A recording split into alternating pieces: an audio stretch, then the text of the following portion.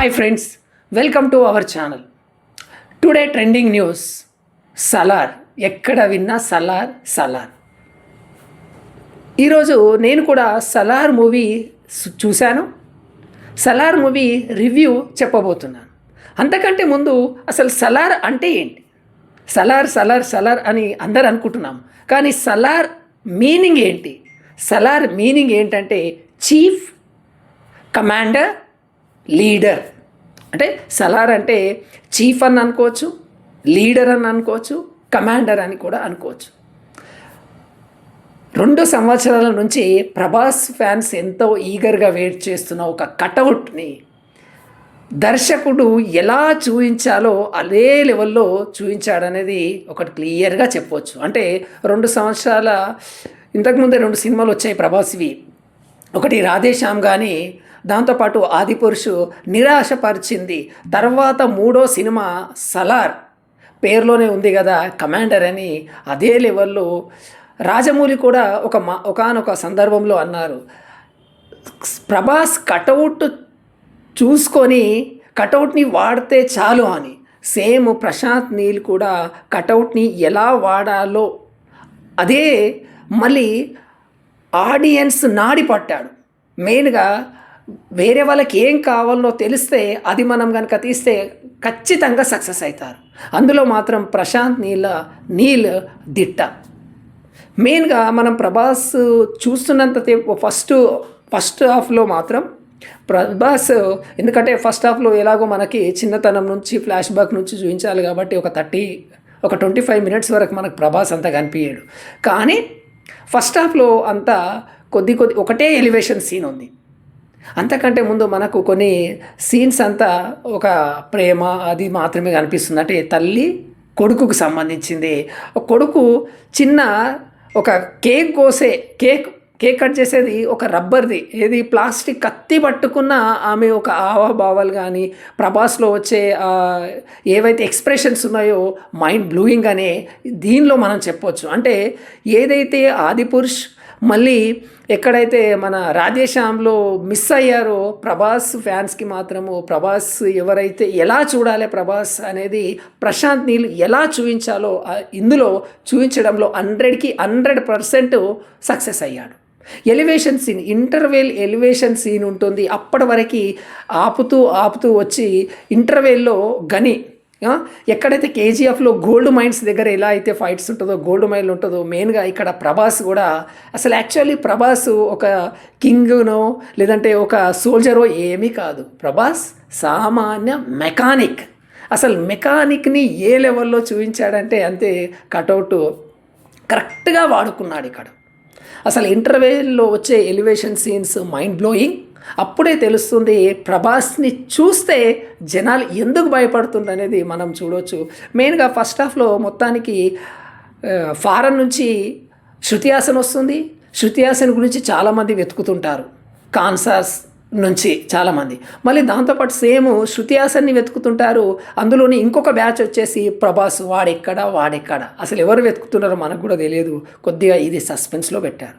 అదే రకంగా వీళ్ళు ప్రభాస్ అండ్ పృథ్వీరాజ్ ఇద్దరు హీరోలు క్లోజ్ ఫ్రెండ్స్. అసలు బద్ధ శత్రువులు ఎలా అయ్యారనేది సెకండ్ హాఫ్లో చూస్తామేమో. కట్ చేస్తే ఇంటర్వెల్.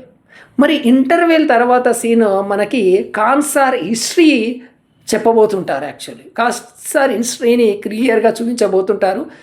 విభిన్న తెగలు అంటే డిఫరెంట్ క్యాస్ట్ గ్రూప్ వాళ్ళు ఆ కాన్సార్ కుర్చీ గురించి ఫైట్ చేస్తుంటారు. మెయిన్గా ఇక్కడ ఆ కుర్చీ ఇక మనకు ఐడియా, ఒక బాహుబలిలో ఎలా అయితే వాళ్ళ కుర్చీ గురించి సేమ్ ఇక్కడ కూడా కుర్చీ ఆధిపత్యం గురించి మెయిన్గా చూపించాలనుకుంటాడు. విభిన్న తెగల గురించి, ఆ తెగల గురించి కూడా మనకు వాళ్ళ పేర్లు కానీ ఆ తెగల పేర్లు కూడా మనకు ఏవి అంత గుర్తుకు రాకపోవచ్చు, ఎందుకంటే కొత్తవి వాడారు. అసలు ఇక్కడ కాన్సార్ అనేది కూడా ఒక ఏదైతే పేరు క్రియేట్ చేశాడో ఇండియా పాకిస్తాన్ మధ్యలో చిన్నగా ఒక కొత్తగా క్రియేట్ చేయడం కూడా చాలా బాగా అనిపించింది. సెకండ్ హాఫ్లో ఆ కాన్సార్ స్టోరీ మనకు క్లియర్గా కొద్దిగా డైరెక్ట్గా ఎక్స్ప్లెయిన్ చేయడం కానీ, అంటే చూపించకుండా ఏదైతే ఫ్లాష్ బ్యాక్ ఉంటుందో మనకు డైరెక్ట్గా ఎక్స్ప్లెయిన్ చేస్తాడు. ఆ రాజు ఎవరు, రాజు ఎలా అనేది, అదొకటి బాగానే ఉంది. తర్వాత ఏదైతే అక్కడ అప్పుడే ఆధిపత్యం గురించి ఎప్పుడైతే వస్తుందో ఆటోమేటిక్గా పృథ్వీరాజ్కి ఆర్మీ అవసరం వచ్చేసింది. యాక్చువల్లీ పృథ్వీరాజ్ వాళ్ళ యొక్క తండ్రి అంటే తండ్రి పృథ్వీరాజ్ని ఒక రాజును చేయాలనుకుంటాడు, సామంత రాజులాగా ఇప్పుడు ఏదైతే అనుకుంటామో. అదే టైంలో మిగతా వాళ్ళకి ఇంట్రెస్ట్ ఉండదు, వాళ్ళల్లో వాళ్ళే ఎట్టి పరిస్థితుల్లో పృథ్వీరాజ్ని చంపేయాలి. అండ్ దాంతోపాటు ఆ ఏదైతే కాన్సార్ ఉంటుందో కాన్సార్లో ఈ నేనే రాజు ఉండాలని కొట్టుకునేసి అదే దాని గురించి ఎలివేషన్ ఉంటుంది మెయిన్గా వచ్చేసి.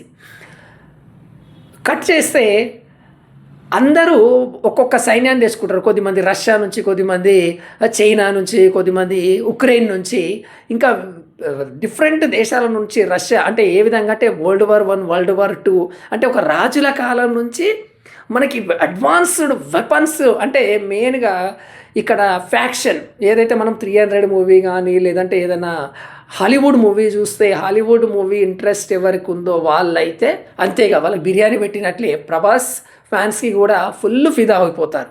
ఎందుకంటే ఎవరైతే యాక్షన్ సీన్స్ అంటే పడి చేస్తారో అయిపోయింది, ఫస్ట్ టికెట్ బుక్ చేసుకొని వెళ్ళిపోండి, ఆటోమేటిక్గా మీకు సినిమా నచ్చుతుంది. అండ్ యాక్షన్ సీన్ మనం ఏదైతే హాలీవుడ్ సినిమాలు చూస్తామో అక్కడ ఎక్కువ మూవీ సాంగ్స్ ఉండవు, మళ్ళీ సాంగ్స్ ఎక్స్పెక్ట్ చేయలేము. ఇక్కడ హీరోయిన్ని కూడా చాలా తక్కువ వాడుకున్నారు. హీరోయిన్ మనకు సినిమాని ఏమవుతుంది అనేది అడుగుతుంటుంది, అది అంటే మెయిన్ రోల్ అక్కడ అంటే సినిమాలో మెయిన్గా హీరోయిన్ కాదు. మళ్ళీ దాంతోపాటు కూడా ప్రభాస్ మెయిన్ క్యారెక్టర్ కూడా కాదు ఇక్కడ, అదొకటి గుర్తుంచుకోవాలి. ఇంకొకటి కూడా మీకు చెప్పడం మర్చిపోయా, ఇందులో పృథ్వీరాజ్ సుకుమారన్ 2 రోల్ చేశాడు, డ్యూయల్ రోలు ప్లే చేశాడు. అది ఏంటనేది మీరు థియేటర్లో చూడండి, మీకు ట్విస్ట్ అనిపిస్తుంది. అది అంటే మీరు ఒకవేళ మీరు చూస్తే మీరు గమనించారా, ఎక్కడ గమనించారో కామెంట్ చేయండి. మరి ఎంతమంది గమనించారనో చూద్దాము. ఇందులో ఇంకొక విషయం గమనించాలి, సాంగ్స్ అంత పెద్దగా లేదు, కానీ నాకు నచ్చిన సాంగ్ సూర్యుడో అనేది సాంగ్. అది ఎంట్రెన్స్లోనే వస్తుంది, సినిమా స్టార్టింగ్లో భలే తీశారు. సినిమా టేకింగ్ కానీ అది మొత్తానికి మ్యూజిక్ డైరెక్టర్ కూడా ఒప్పుకోవాలి. ఏదైతే మ్యూజిక్ కొట్టారో ఇచ్చి పడేశాడు, ఎక్కడెక్కడ ఎలివేషన్స్ ఉన్నాయో అంటే ఎక్కడ ఎంత వాడాలి ఎగ్జాక్ట్లీగా. రాజమౌళి సినిమాలో మనకు మ్యూజిక్ ఎలా అయితే ఉంటుందో ఇక్కడ కూడా ఓవరాల్గా మ్యూజిక్ కూడా బాగానే ఉంటుంది. సెకండ్ హాఫ్కి వచ్చేసరికి ఏవైతే ఈ తెగల గురించి చెప్తుంటాడో ఆ టైంలో మనకు కొద్దిగా లెంతీగా అనిపించినట్లు కానీ, లేకపోతే ఈ కుర్చీల ఆటల గురించి మధ్యలో ఒక సీజ్ ఫైర్ అనేది ఒక సెషన్ పెడతారు. ఆ సెషన్కి 10 రోజుల గడువు ఉంటుంది. ఆ గడువు 9 రోజులు, 7 రోజులు, 4 రోజులు ఇలా ఎక్కువసార్లు మేబీ చూపించారేమో అని కొద్దిగా అక్కడే మైనస్ అనిపిస్తుంటుంది. మిగతాదంతా ఓవరాల్గా బెస్ట్. సెకండ్ హాఫ్లో ఇంకొకటి, వీళ్ళు ఎందుకు శత్రువులు అయ్యారు, ఇంకొకటి అసలు రాజు ఎవరు, ప్రభాస, పృథ్వీరాజ్, సుకుమారన అనేది ట్విస్ట్ పెట్టేసి అంతకే సినిమాని క్లోజ్ చేసేస్తారు. ఇది సలార్ మూవీ రివ్యూ. ఓవరాల్గా అయితే సినిమాకి వెళ్ళొచ్చు. మరి రొమాంటిక్గా అంత ఎక్స్పెక్ట్ చేయకుండా, ఎవరైతే మన కొద్దిగా సోషియో ఫాంటాస్టిక్ అండ్ టెక్నాలజీ వాడి మిషన్ గన్లు అవి ఇవి బాగా యూజ్ చేశారు. సలార్ 2 నేటి భారతం అనేది చెప్పవచ్చు. ఎందుకంటారా, చూడండి క్లియర్గా మీరు ఫస్ట్ హాఫ్లో ఇంటర్వెల్ సీన్ తర్వాత సినిమా ఆగిపోతుంది. ఎవరైనా గమనించారో లేదో ఇక్కడ. మరి అసలు ఫస్ట్ హాఫ్లో మనకి ఒక ఫ్లాష్ బ్యాక్లో ఏమని చెప్తారు, ఇంటర్వెల్ తర్వాత ప్రాణ స్నేహితులు కాస్త బద్ధ శత్రువులు అయ్యారు. అసలు మొత్తం సినిమా చూసినంత సేపు ప్రాణ స్నేహితుల్లాగానే ఉంటారు, ఎక్కడ బద్ధ శత్రువులు కారు. అసలు బద్ధ శత్రువులు ఎలా అయ్యారంటే మనం సెకండ్ హాఫ్లోనే చూడొచ్చు, అంటే పార్ట్ 2. అసలు ఏముండబోతుండొచ్చు పార్ట్ 2? సింపుల్గా చెప్పాలంటే నేటి భారతం. అంటే ఇక్కడ చూడండి, ఏదైతే కాన్సార్కి సంబంధించిందో పార్సెల్, అంటే వాళ్ళు ఎక్కడన్నా బిజినెస్ చేసుకోవచ్చు సింపుల్గా, దానికి సంబంధించిన ఒక ముద్ర కొట్టింది ఆల్ ఓవర్ వరల్డ్, అంటే ఆల్ ఓవర్ ఇండియా, కానీ ఎక్కడ కూడా ఆపకూడదు.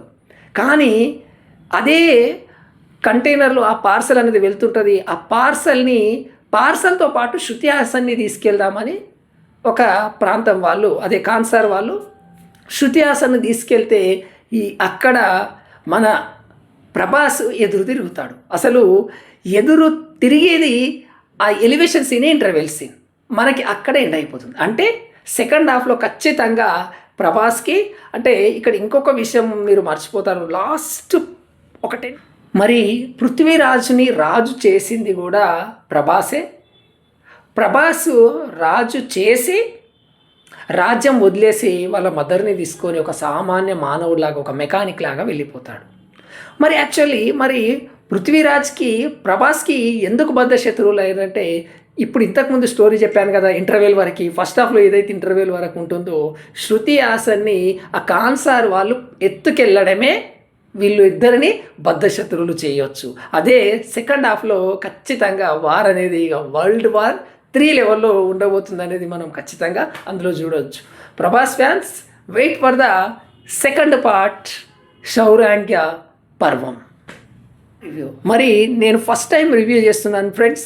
మరి ఈ సినిమా రివ్యూ ఎలా ఉంది, మీకు ఏమనిపించింది కామెంట్ రూపంలో చేసినట్లయితే నా ఈ రివ్యూని ఇంకా కొద్దిగా మెరుగుపరుచుకోవడానికి అవకాశం ఉంటుంది.